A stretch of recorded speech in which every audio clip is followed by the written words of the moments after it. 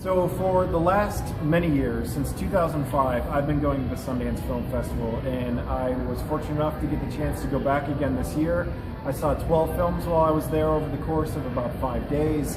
I go back time and time again because the kind of stories that are told there are often stories that don't get told the rest of the year. They're not big blockbusters, and the reason they're not big blockbusters is they don't feel the obligation to resolve tension. They don't feel the obligation to end on a happy note, which means that after 5 days of Sundance, it's pretty heavy.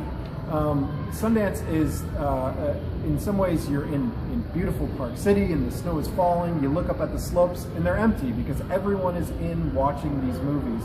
And they're there to interact with these really intense stories. And that's why I like to go. The ticketing process is always an interesting one. I usually try and go in with some tickets in hand, but you can get up really early in the morning and go to the box office, and they always release some tickets for the show's day of. And there are people who literally sleep in the lobby. There was a guy every morning that had his mattress pad that was there, first guy in line, and that's it.